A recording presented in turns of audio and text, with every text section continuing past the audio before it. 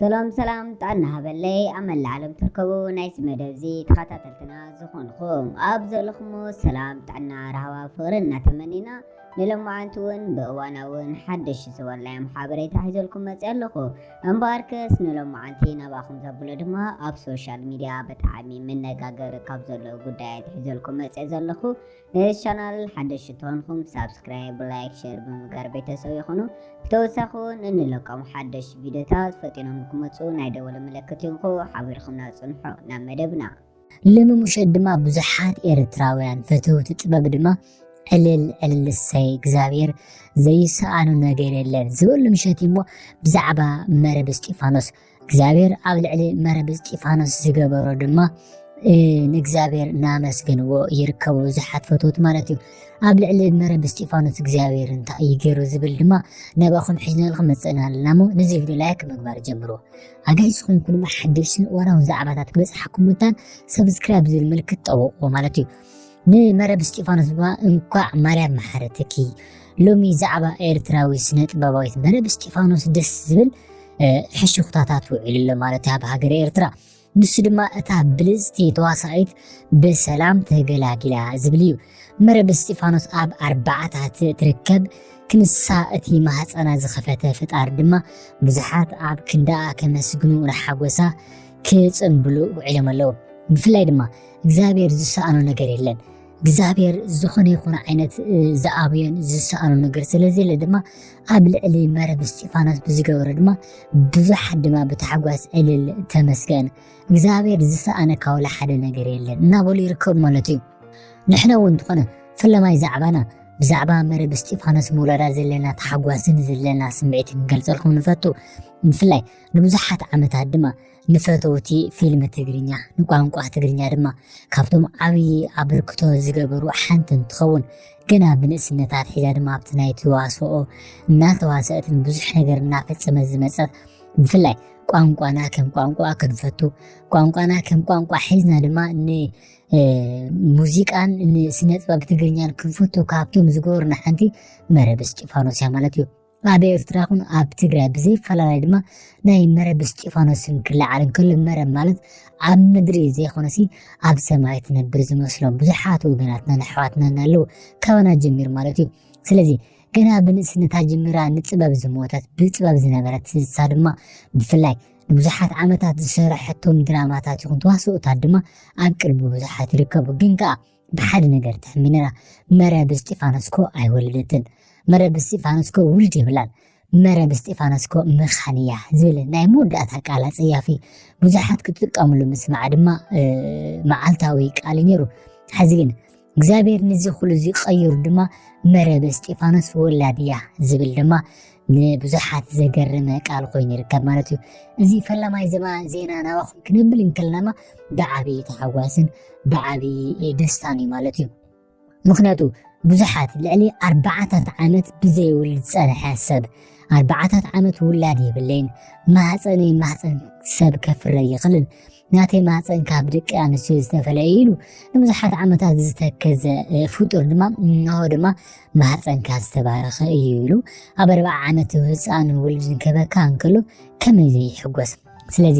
ኣብ ሃገር ኤርትራ ድማ ሎሚ መረብ እስጢፋኖስ ብሰላም ተገላጊላ እታ መኻን ዝነበረት እታ ዘይትውልድ ዝተባለት እታ ፍረ ዘይብላ ተባሂላ ዝተናዓቐት ግን ብሎም ዕለትካ እቲ ፍረ ዘይሰኣኑ እቲ ንፍረታት ብዙሓት ዝፈጠረ ኣምላኽ ግን ንማህፀን መረብ እስጢፋኖስ እፍ ኢሉ ድማ እኖ ብኽሪ ውልዳ ድማ ክትገላገል ገይልዋ ይብለና ማለት እዩ እዚ ሓበሬታ ናባኹም ዘብልና ብዙሓት ፈተውቲ ኤርትራውያን ብፍላይ ኣብ ውሽጢ ዓዲ ይኹኑ ኣብ ወፃኢ ሃገር ዝነብሩ ከም ዶን ዲናር ሕሩይ ዝበሉ ነቲ ዜናታት ድማ ኣቃሊሖም ማለት እዩ ብፍላይ ሎም ዛዕባ ኤርትራዊ ስነ ጥበባዊት መረብ እስጢፋኖስ ብዛዕባ ሕሹኽታ ብዛዕባ መረብ እስጢፋኖስ ድማ ክዝረቡ ውዕሎም ማለት እዩ መረብ እስጢፋኖስ ወሊዳ ናይ ሓቂ ድዩ መረብ እስጢፋኖስ ተገላጊላ ኣብ ሆስፒታል ኣስመራ ዝበሃል ዘሎ ሓቂ ድዩ ክብል ድማ ሰብ ናብዚ ክልውዕል እዩ እንትኾን እዚ ዜና ግን ሓቂ ይግበሮ ክንብል ንደሊ ምክንያቱ ንሕና እውን ኣብ ካሊእ ሃገር ስለ ዘለና ድማ ናይ መረብ እስጢፋኖስ እቲ ዝበሃል ዘሎ ድማ ሓቂ ኮይኑ ድማ ንሱ ድማ እታ ብልፅቲ ተዋሳዒት ብሰላም ተገላጊላ ዝብል ድማ ብብዙሓት ብፍላይ ከም ልዶን ዲናር ዝበሉ ዓበይቲ ዩቲዩበራትን ናይ ፌስቡክ ናይ ማሕበራዊ ሚድያ ተጠቀምቲ ድማ ነዚ ዜና ኣቃሊሖም መረብ እስጢፋኖስ ኣብ 4 ትርከብ ክንሳ እቲ ማህፀና ዝኸፈተ ፈጣሪ ድማ ብዙሓት ኣመስኪኖም ምክንያቱ ድማ ሳራ ንስኺ ክትወልዲ ከይተባሂላ ብስላሴ ተምሳሌት ክትንገር ከላ ስሒቃ እያ ምክንያቱ ኣነ እኮ ኣሪገ እየ ዕድሜ ኣኺሉ ስለዝኾነ እስከመ ገይረ ወልድ ክወልድ ዝኽእል ኢላ ድማ ክትስሕቅ ከላ ከም ዝስሓቅ ይስሓቅ ኢሎም ድማ ስም ወፂኦም ማለት እዩ ስለዚ ሓፍትና ብልፅቲ ተዋሳኢት መረብ እስጢፋኖስ ድማ 4 ዘሊላ ዋላ እኳ እንትኾነት حزم أتزي سأنا أملاخ دما نابو تبركت دما كنت نسان بزحات عامتات نفتوتان النقطان نسجرنيان إيرتران تجرين زبر كتوتو كجيف زبال تاستواص دما إنه دما بولد مسيسون ما حصنا دما باريخو كابزي بلس أنتايلو ألل زبل بوداي دما زيو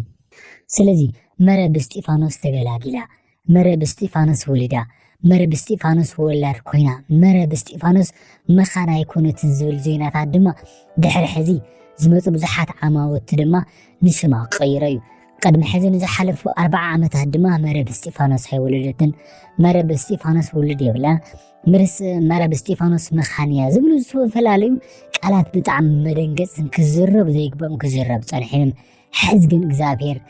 ነገራት ይقيرو እግዚአብሔር ድማ ነቶም ሕልፋት ደምሲስ ድማ ከም ሓድሽ ስም ካይጽሕፎ እሞ እንሆ መረብ እስጢፋኖስ ወሊዳ بسلام تجلاجلا بخرو داد ما حقيفها بإرترا تركب زول زعبات هدما ناس براخو يركب مالتي سلازي صباح نقول دما ولا دا حقيفها نست سان مزح عامتها ستصبيتو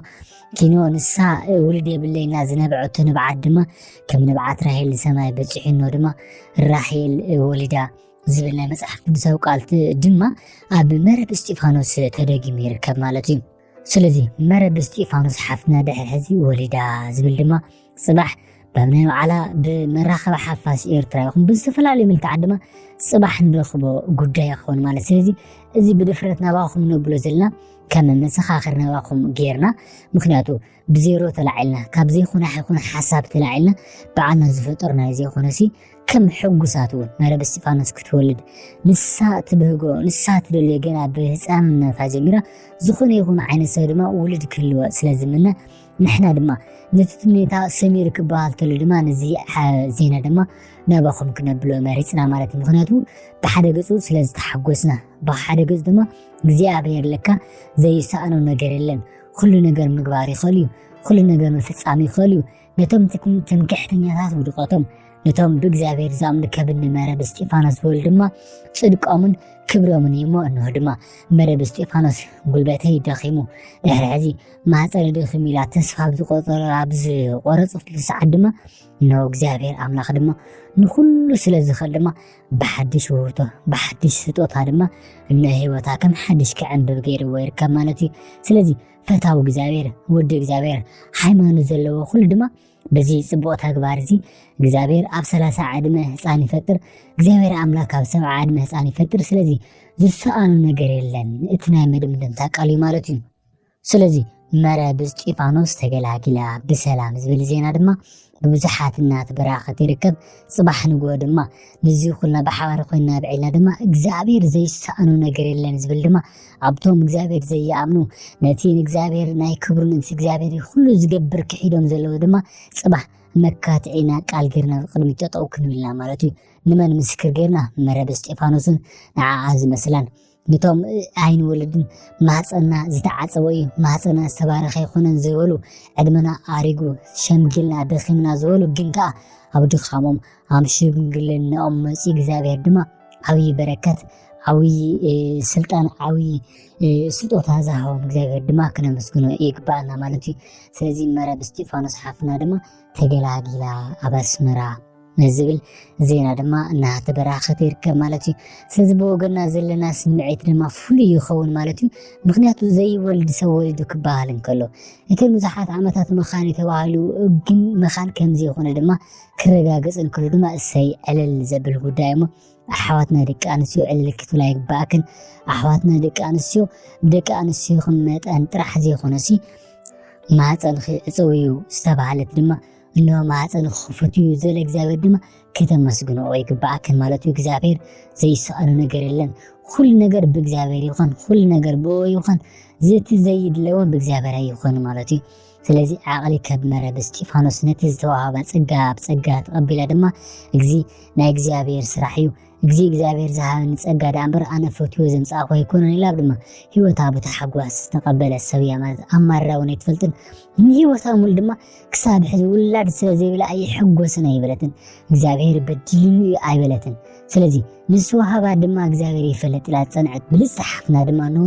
በውልድ በቲ መተካታ ዘይውልድ ድማ ባሪኽ ላለሞ ኩልና ዕልል ክንብል ክንሕጎስ ይግባና ኩራት ተዓዘብት